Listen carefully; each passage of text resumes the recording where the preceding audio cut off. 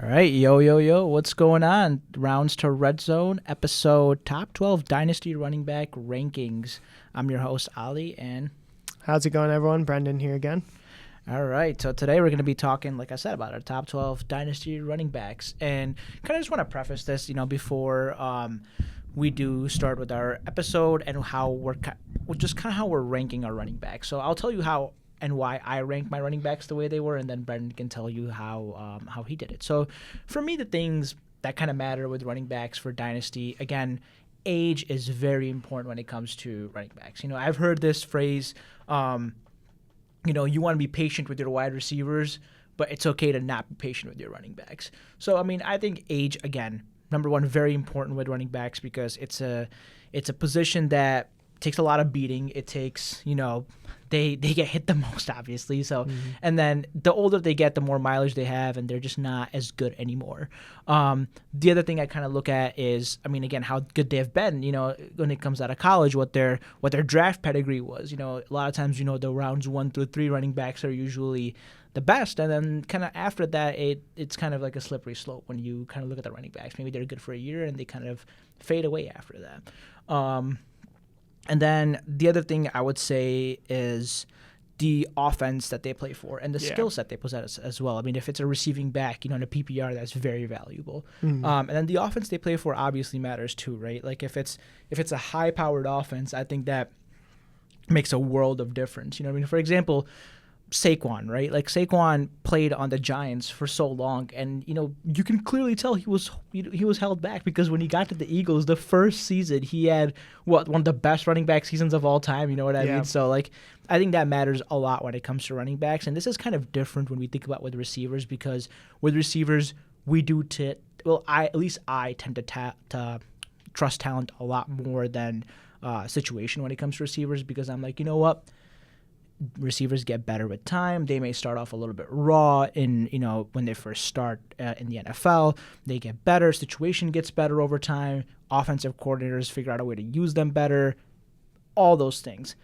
But for a running back, the situation matters so much because of the beating they take. You know what I mean? Like, it's like, okay, like, if they're not good within their first 2 to 3 years, you know what I mean? There's a chance that they would not ever be good in Dynasty because maybe the situation improves, but, like, how much is it truly going to improve? Like, for example, and one of the biggest example, again, with this Saquon, right? Saquon was always good, even when he was on the Giants. The situation was terrible, but he had one of the best seasons a running back has ever had when he got to Philly. Yeah. But, even before then, he was a very good running back. You know what I mean? He was definitely. He had one real good fantasy season, but then he kind of wasn't as great otherwise, I feel like. And CMC is another example, right? CMC played on the Carolina Panthers, and, he had, RB1, RB2 seasons constantly on the Carolina Panthers. And then, obviously, when he got to San Francisco, he also blew up and, became a lot better. But, again, situation matters a lot, and it's better to be patient with wide receivers as opposed to running backs. So those are kind of the reasons this is the things that I look at when I rank running backs. And then Brendan can tell you how he ranks running backs. Yeah, I agree a lot of what you said. I think for me, I agree the offense matters a lot. That's something to me. I think in redraft or dynasty, I think it's just tougher for a running back on a bad team in general, even like a bad defense, just a bad team to be very good in fantasy, just because for one, if your team's bad and you're trailing all the time, then game script points against running. For some running backs, that can be a good thing if they catch a lot of passes, but generally speaking, it's not a great habit to have a running back who's on a bad team. Also, if the team's bad, quarterback's bad, then you're just less likely touchdown upside. It's harder to get near the end zone and punch them in from 5 yards in and out on runs and stuff like that, because not every touchdown is going to be these 25-plus yard touchdowns, obviously. So I think both of those things matter a lot, like the offense and kind of just the situation around, like Ali kind of talked about. Otherwise, kind of the other points I made, age matters. I think catch upside matters. That's something that someone like Jonathan Taylor loses maybe a peg or two than he would if he caught more passes, but he basically is just a strictly rushing running back. And I think, obviously running backs with the age thing, wide receivers tend to dry out around age 30, where running backs kind of a little sooner can start to kind of see a regression. Yeah. And you also just see not as many running backs getting a second and third contract once they get to 27, 28. Look at guys like Dalvin Cook, and then obviously Nick Chubb got hurt. Those were guys that were like pretty productive in fantasy until all of a sudden they weren't. They fell off a cliff.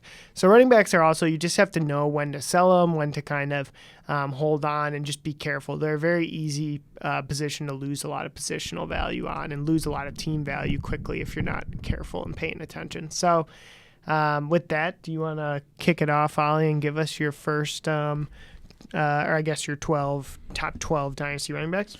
Yeah, so I'll start off, and again, a lot of the things I kind of said is going to play a big role over here when I'm ranking these running backs, so don't be shocked when you see a lot of rookies on this list. I think number 1 and number 2 are pretty undisputed. It's Bijan and Gibbs. And then for number 3, for me, it's still Saquon. I just can't take Saquon off of, even a Dynasty running back rankings because he's just that good, you know what I mean? And he's also playing behind the best offensive line in the league. So it's really hard, and in a run-first offense. So it's just really hard to take him off that. And also an explosive offense, so like in terms of touchdowns, he gets a lot. Yeah, I have Saquon at 3 as well. Then Achane at 4.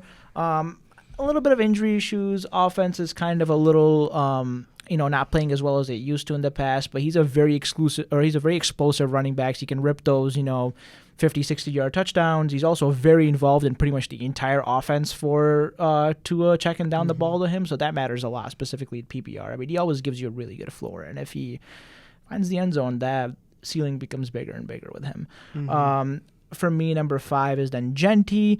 Genti, I feel like, people had him as a top 2. Even some people had him as a number 1 running back in the league. I have him as 5. I was almost hesitant to even put him at 5. I almost put him a little bit lower because, again, we've not seen really much out of him. But with that draft pedigree of being like a top 10 pick at running back, being in an offense that is run first, an offense that's obviously improving. He's very young. He had a very productive college season. I'm going to rank him 5, you know what I mean? He is, and yeah, he's not had the greatest start to his career, but it's only been 2 weeks, you know what I mean? Like, if this is how his first season went, then we can kind of have more conversations about, okay, you know what, like maybe we did rank him a little too high, maybe we need to drop him a little bit, but it is the first season, so, and it's the first 2 weeks of the season, it's not even just the first season. For me, 6 is Jonathan Taylor. I know there's a lot of injury problems, but again, he's a big part of the offense. They run the entire offense through him, and the Colts seem to be humming. I was kind of wrong about Daniel Jones, but the Colts seem to be humming. And Shane Steichen, as long as he's there, the offense does produce. You know what I mean? Like they've almost contended for a playoff spot multiple times now with Shane Steichen at coach. You know what I mean? So it gives him more room. Number 7, I have Bucky Irving, young running back, good offense, tied to Baker Mayfield. I feel like those are all the things that you want in a running back. 8, I know this one's going to be a little controversial. I'm telling you, this is definitely not, reactionary. I actually did have him this high before. This is now people are going to think it's reactionary because of how his first 3 weeks went. But James Cook. Again, the reason behind that is he's tied to a good offense. He plays with Josh Allen, which gives you a lot of room as a rusher, right? If you're a good running back and you're playing with a guy like Josh Allen, Lamar Jackson, Jalen Hurts for that, like it gives you a lot of room because defenses don't have to worry about, just you running the ball. They also have to worry about your quarterback running the ball. So it gives James Cook a lot of room to be very successful. He's in a good offense. He just signed a pretty major deal. So, he's in a good spot. Number 9, I have Marion Hampton. Again, frustrating start to his career so far, but young running back on a very good offense, very good offensive line. Run first, that's what they claim, at least. Greg Roman is a run-first offense. Didn't look like it last Sunday or whatever. No, they played the Raiders Monday. Yeah, it doesn't look like it with the way they're passing the ball. Maybe they're just trying to get Justin Herbert the MVP. I don't know what's going on there. But, still number 9 for me. He's young. He's in a good situation. Number 10 for me is Kenneth Walker. I know people are very out on him for some reason. I think he is – again, he's such a good running back. He's always been consistently good. Yeah, he's had injury problems and whatnot, but he gives you a 2 to 3 window to compete. 2 to 3 year window to compete. He is good when he's on the field. He's always explosive, and he does have that too. Both the skill set of receiving and running the ball. Number 11, I have Travion Henderson. I know a lot of people were very, very high on him going into the season. They have kind of dropped him recently. I always kind of felt he was right around, at the end of the top 10 or a little bit outside of the top 10 just because, we've not really, I guess, seen much out of the Patriots offense, right? You know what I mean? So, they're pretty good as of right now. But like we just have to see how Drake May progresses. We have to see how the rest of the offense progresses. But he does have that the skill set that Jahmyr Gibbs had. You know what I mean? So he could be very, very good in the future. Again, it's only been 2 weeks, so don't get frustrated with him. And then 12 for me is Quinshon Judkins. Again, young running back. Maybe Cleveland's not the greatest situation of all time to be in, but Stefanski has showed us that his running backs do well. Like there was Nick Chubb, there was Kareem Hunt, there was Jerome Ford.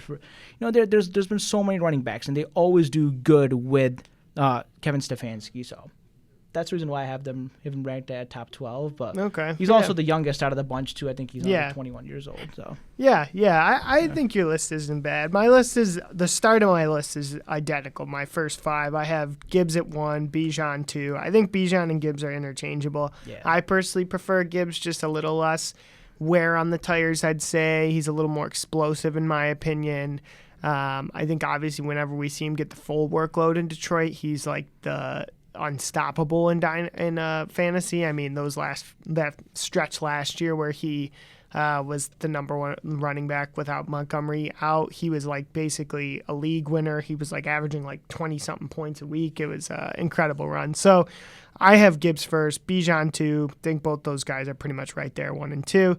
3, I have Saquon. Like Ali said, I agree. I think he's still he's only 28, I think now, 27, 28. So I mean, he's getting up there. Don't get me wrong. He's like a guy you could be cautious on.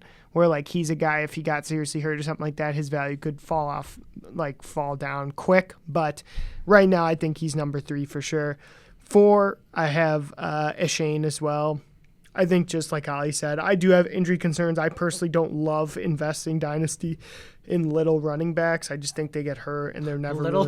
Really, or smaller running backs. I just think they get hurt more. They don't tend to like have a full workload, things like that. But I do think Eshane, because of his pass catching and just explosiveness, he's effective, and he's only 23 years old when I was looking this morning, so he's super young still. So yeah, he's a guy I still have pretty high, just because his ceiling is like he has legit running back 1 ceiling if you ever put it together in the right offense. At 5, I also have Genty. I just think history shows with that high of draft capital, players tend to be very good in fantasy. He was really good coming out, had one of the higher Pro Football Focus grades, and just like his athletic grading coming out was pretty good. So I still believe, even though he's had kind of a rough couple weeks to start the season, that he's going to turn things around and be elite. So I also just think from like a value standpoint, that's where I have him at this point for Dynasty kind of running backs. At 6, Ollie, you thought it was controversial to have him at 8, but I'm going all in. I'm also a Bills fan, and I'm ready to. But I have James Cook at 6, and this is probably the first controversial person I have. So I think with Cook, right, you look at a guy who doesn't play a full workload. Yeah. He plays only 50-60% of snaps a game normally, but his touchdown upside, I mean, the Bills have been scoring 30 points a game. I think they scored 30 points a game like 9 straight games last year. This year they're 3 straight games. So he has a chance to score a touchdown every week in fantasy, and not a lot of other running backs on this list. Can you say that's the case? I mean, Saquon, Gibbs, Bijan, those guys for sure. I feel like you're looking at they could have a touchdown any week and almost average a touchdown a week. But James Cook, I mean, obviously concerns with his like yardage stuff. Off this year though, it looks like he's definitely seeing like an uptick in snaps. He did sign the new contract, so he's inked in like safely into this elite offense for a decent chunk of time now. So those kinds of things have made me push James Cook up. He is only 25 years old still. To start this year in fantasy, he's been on a tear. 21 points, 26 points, 20 points, 20.8 points. So, and he scored a touchdown in every game. He has 4 touchdowns on the ERA. So it's tough to beat production like that. He can catch the ball out of the backfield. He's not like a super elite pass catching running back, but he does get like somewhere between 30, 40 catches and 300 yards in kind of his years starting here. He's slowly been upticking. And then the other big thing with him is he's not to jinx him, but he's been pretty healthy throughout his career. He's not a guy that's missed tons of games with injury. In fact, I think he's only missed one, if not maybe none, games due to injury in his career so far. So with all that in mind, I just think he's kind of an ascending running back. I like him. I like his contract situation. Love the offense he's in. Love the team he's on. So I think he's a guy for me right now. I have pretty high. 7th, I have Omarion Hampton. I still believe in this kind of. I still believe in Hampton. I know he's had a pretty rough couple weeks to start the year. I mean, it can be rough when rookie running backs start sometimes. I mean, all the rookie running backs right now are kind of struggling. There's no one really who's honestly, Judkins had the best performance last week, kind of with the 10 carries for 71 yards. But otherwise, I mean, Henderson's barely seeing the field. Caleb Johnson's not seeing the field a lot. Hampton's seeing the field but struggling. I also just think no one expected this offense to pass as much as they did, which will be intriguing too. I mean, Hampton at some point, if he gets involved in the passing game, that's a part of his game in college. It's a part of his game if it comes out in the pros. It could really make him more effective. But I do just believe in that talent. I think he was pretty significant prospect. They used pretty deep capital on him. I do expect him at some point to kind of turn things around and get going here. And I just think from a value standpoint too, a rookie running back who is pretty much the second pick in almost every redraft dynasty league or rookie dynasty league is a pretty valuable guy to have right now. And I just like the talent. I like the offense. Like I said, Herbert's a good player. I think that team is just ascending in general. So yeah, that's why I have Hampton there. At 9, I have Jonathan Taylor. 8, I have Jonathan Taylor. Kind of like what Ali said. Like Shane Steichen, Jonathan Taylor is definitely a volatile asset if this team really underperforms. I know they've started the year hot at 2-0, but if they tank at some point and they fire the coach, clean house, it could be a completely different look for him. He could be a guy that's on the move. But for right now, I think he's pretty valuable. He started the year real strong. He has a history of being a top running back. If he can stay healthy and keep producing on the ground and scoring touchdowns, then he's a good guy for you. I think I'd have him closer to 6 or 5 if he was more of a pass catching back and even had a better quarterback in situation, because I do think he's supremely talented. I just think with his situation and kind of offense and team situation and no real pass catching upside, that bumps him down a little bit for me. At 9, I have Bucky Irving. I agree with you, Ali. I think he's on a really good offense. He's a player who can catch the ball, run the ball. Again, I'm not big on the fact that he's not that big. He's kind of a smaller running back. Makes me concerned about injuries and long-term kind of longevity. So that's why I bump him down. He's another guy who people probably slide up a little bit higher than this. But definitely super explosive player. Can turn a 2-yard loss into a 20-yard gain any given play. And definitely has good touchdown upside on that offense. At 10, I have another controversial one. This one I'm probably a little biased because he's been an anchor from one of my first dynasty team, but Breece Hall at 10. So I'm not giving up quite yet on the Breece Hall train. I mean, he's 2 years removed now from an RB2 fantasy season. He's still only 24 years old, I believe. He has, coming out of college, he had all the elite kind of whatever you wanted to see. He had some of the best grades ever, right up there with the top guys from an athleticism standpoint and kind of production standpoint in college. He was super productive at Iowa State. So he's a guy I think is a good guy if you're a rebuilding team or whatever and you can get him cheap. He's a good guy, I still think. I think he's been on this tumultuous Jets offense and Jets team that's not very good. I think he's been a bright spot for them. He had a rough game last week against the Bills, I know, but week 1 he kind of showed that burst and explosion and kind of that yard production. Throughout his career, he's been a very good pass-catching back. He's one of the best pass-catching backs in the league. He's explosive on the ground. I think some of the stuff you saw with his yards per carry dipping last year was more of just a reflection of that offense and its inabilities to really produce than it was a reflection of him and losing explosiveness. Obviously, he's had the one big knee injury. Or might have even had one in college too, so that's a little concerning from a longevity standpoint. But again, a 24-year-old running back, I think people are just too low on Breece Hall in my opinion. I mean, outside of his rookie year, hasn't really dealt with a lot of injuries. And like I said, running back 2 overall in 2023. Last year he was still running back 16, which in a dynasty league where you're starting a tri-flex league, that's a pretty good player to have on your team still. I mean, he's a starter every week still on a team like that.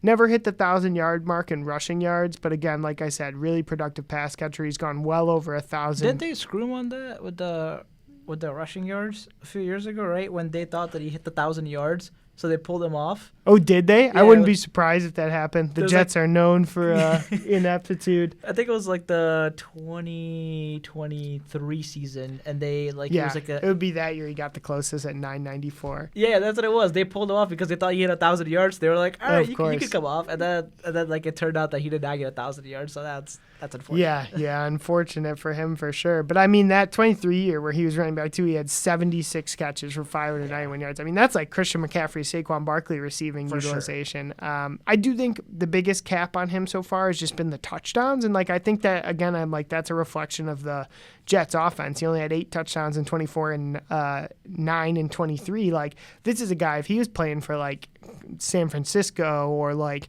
Buffalo, he's probably scoring, like, somewhere between 15 to 20 touchdowns. And we're having a completely different conversation about Breece Hall and where he's at in his career. So he's a guy I like a lot. I think if you can buy low on him, he's good. And I think he still is, in my opinion, deserving of kind of this top dynasty running backs. My last 2 guys, I went with some older guys. I think that just because on a redraft standpoint, they're still super valuable. And I think the first guy I think is still young enough where he's a good piece for a contending dynasty team, and he's worthy of kind of making this list, is Josh Jacobs. Obviously, really good situation in Green Bay. He's always going to have a shot at scoring touchdowns, really good usage on the ground. Not the biggest pass catcher in the world, but that's okay. I think he has enough ground. He's kind of like Jonathan Taylor. He's got enough ground utilization, and I would argue he's on a better team than Jonathan Taylor, a team that's going to be up more often late in games, and he's the guy they want to ice it away with. So I like Josh Jacobs a lot still. And then at 12, I have Father Time himself, Derrick Henry. I just think Derrick Henry, he's probably been booted off this list for the last 4 or 5 years now just because of his age. Or like maybe not 4 or 5, but last 2-3 years for sure because people think he's old and you don't want to put him as a top dynasty asset. But all he does every year is we say he's old, whatever. I mean, obviously he had a terrible week last week, but then he comes out and he runs for 1,500 yards and 10, 12 touchdowns, and you're like, wow, Derrick Henry's still relevant. Obviously not a huge pass catcher. He's in a dream of a situation, though. Really good team that's going to be up a lot. He's going to try and ice games. And then his really good touchdown upside. Obviously, he's super explosive. We saw what he did to the Bills week 1. And then relatively healthy player, too. When you look at his career, last time he really missed a lot of games was 2021. He had that foot fracture. And even before that, he was on an incredible tear when he was healthy. He still finishes running back 21 on the year despite missing 8 games. And he ran for 937 yards in 8 games. Obviously, that was back in his prime. But since 2018, he's been running back 15.53, the year we talked about where he was hurt, 21, then 4.84, and he's currently 12 within this season. So, I mean, that's a guy. He's 31, right? But I think Derrick Henry has earned the ability to call him an all-time running back. He's coming off a year where he had 1,900 yards rushing, 16 touchdowns, 193 receiving, and 2 receiving touchdowns. I mean, so I think he's a guy, obviously, that's very, very talented. I think he's going to be an anomaly. I mean, he averaged 5.91 yards per carry last year, so which is the best mark of his career, it looks like. So, I mean, doesn't seem like he's slowing down a lot. Again, a guy, like, if you're a contending team, you love to have him. If you're a rebuilding team, you're maybe looking to move him. But I think he's a guy you shouldn't sell yourself short on a rebuilding team. I think he still has some value, and he could still be a valuable player for the next 3-4 years here. So, yeah, that's my list. What do you got, Ali? Any criticism or takes to fire back at me with here? Well, with Derrick Henry, you know, it just always seems like Derrick Henry's he's only good when he's not on my team, and he's terrible when he's on my team. So, like, you know, for example, you could probably guess the year I had him in fantasy football. It was the year he got injured.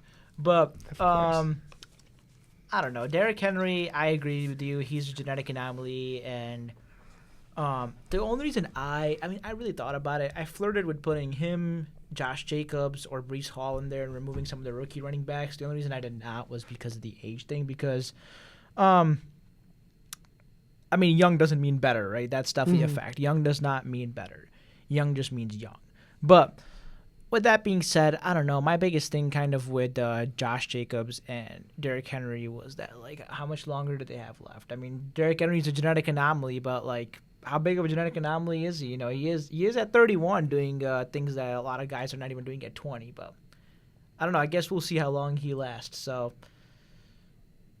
that's why I didn't have him in the top 12 running backs. But and then the other reason was because, like, I think if you're, like, starting a dynasty league, or if you're doing, like, a dynasty startup, if you're doing if you're rebuilding on a team, you wouldn't necessarily be looking to acquire or I guess, like, get a guy like Derrick Henry either. You know what I mean? Because it's like the problem with Derrick Henry is that, like, just because of his age, I think his value gets just to go down a lot more than it should, and that's why I think he's probably not in the top 12. And Josh Jacobs, I really did want to put him in the top 12. I won't lie to you, but yeah, I don't know. I could not justify it to myself based off of just how much mileage he has on him. That was Josh Jacobs is a guy who he has a lot of wear on the tires for sure. But I do think he's a guy, like when he's healthy, he's obviously going to be good. And For sure. so I agree. Josh Jacobs kind of toes that line for me. I think you could it's fair to put one of those rookies in because you're like, if you ask yourself, who would you rather, like I think that's where I think like your situation matters. If you're a rebuilding team, you're obviously going to want a guy like Judkins over Jacobs. If you're contending, you want Jacobs over Judkins. So, I just think situation matters for sure. Yeah, definitely. So I think Derrick Henry though is just he's earned the right to remain on that list in my opinion. But no, he has. He's great. It's funny. The 1 week I faced him was week 1, and he just absolutely went nuclear. And then, me too. I then faced him in week 2, and he didn't do nothing. So yeah, I have this quickly. I'll touch, and then we can wrap it up here. I in my first Dynasty League with some of my other friends, I had Derrick Henry, and I started the year like 1-4 that year. So I traded Derrick Henry. I got a really good supply of picks back, I think 2-3 first rounders, and I was real excited and just decided I was going to start that team from the bottom right away. And I swear every time I've played Derrick Henry in that league since then, he goes for 35 plus points and punishes me. He remembers that I traded him, and it's a curse, I joke. But yeah, so he's a good player. So anything else you want to add, Ollie, to this episode? No, I think that was all that I had for today. I think that was solid. Yeah, no, I like your list. I think you definitely leaned into the younger guys a little more. I went a little more with some of the more established guys. So yeah, do with that what you will. Yeah, thank you so much for joining us. Please follow us on X at Rounds to Redzone. Subscribe, like, and comment on our video on YouTube at Rounds to Redzone. We'll see you here next time. All right. Thank you, everyone.